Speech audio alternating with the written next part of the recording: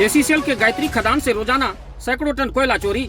सरहदी गांव क्षेत्र में माफियाओं का काला साम्राज्य स्थापित। एसीसीएल विश्रामपुर क्षेत्र की गायत्री खदान इन दिनों कोयला चोरों के लिए मानो खुला दरवाजा बन चुकी है। दिन दहाड़े जारी कोयला चोरी ने न सिर्फ प्रबंधन की नाक में दम कर दिया है, बल्कि सरकारी राजस्व को भी भारी नुकसान पहुंच रहा है। हैरानी की बात तो यह है कि सुरक्षा के लिए जवानों की तैनाती के बावजूद चोरी का सिलसिला थमने का नाम नहीं ले रहा है। बताया जा रहा है कि कोयला चोरी का पूरा नेटवर्क बेहद संगठित तरीके से काम कर रहा है। खदान के अलग अलग हिस्सों से छोटे छोटे गैंग मोटरसाइकिल और मिनी वाहनों के जरिए कोयला निकालते हैं। कुछ मामलों में तो खदान के किनारों पर बने अस्थायी रास्तों का उपयोग कर रात के अंधेरे में बड़े वाहन भी मौके से पार कर दिए जाते हैं। सूत्रों का कहना है कि खदान के भीतर से 50 से 100 टन की अवैध निकासी और महीने में लगभग हजारों टन कोयले के घाटे का अंदाजा लगाया जा रहा है।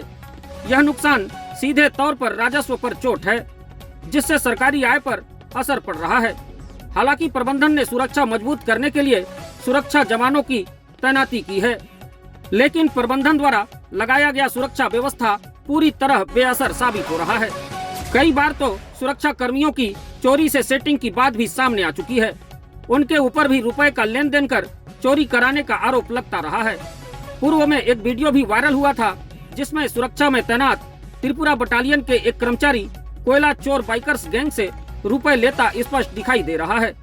वीडियो सामने आने के बाद उस सुरक्षा कर्मी पर कार्रवाई किया गया, लेकिन सवाल यह है कि जिस त्रिपुरा बटालियन का क्षेत्र में आने से पहले चोरी पर पूरी तरह रोक लगाने की बात कही जा रही थी, वह आखिर धरातल पर पूरी तरह फलाप क्यों नजर आ रही है।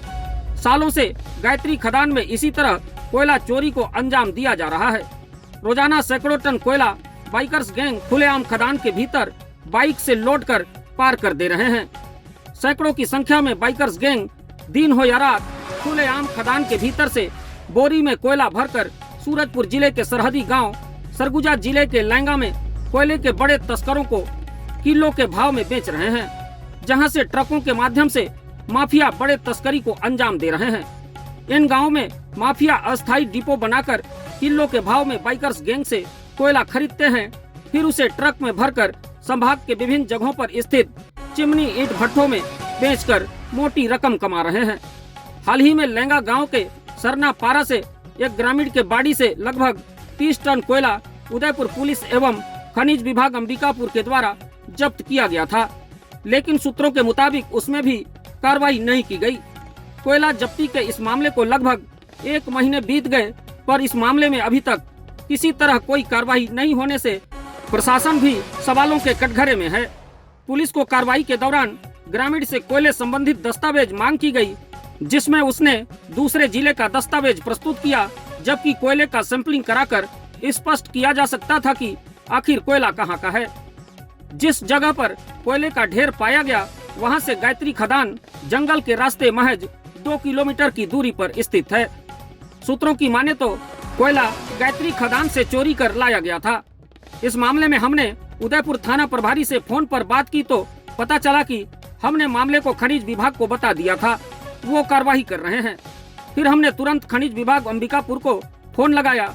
उन्होंने उदयपुर पुलिस को जांच में दस्तावेज प्रस्तुत नहीं करने की बात कहकर मामले से पल्ला झाड़ लिया। सालों से इस क्षेत्र में चल रहे माफियाओं का काला साम्राज्य को समाप्त करने के लिए क्या एक बार फिर ऊपर वाले को अवतार लेना पड़ेगा, या फिर इसी तरह आगे भी इस पूरे क्षेत्र में कोयले का काला कारोबार फलता फूलता रहेगा। सूत्रों के हवाले से यह भी खबर सामने आ रही है कि हाल ही में एसीसीएल प्रबंधन के कई बड़े सफेदपोश अधिकारी कर्मचारी विश्रामपुर क्षेत्र के खदानों से कोयला कबाड़ की तस्करी को आपसी मिली भगत कर अंजाम दे रहे हैं। आखिर सच जो भी हो, जिम्मेदारों को मामले की गंभीरता को देखते हुए जांच पड़ताल करनी होगी।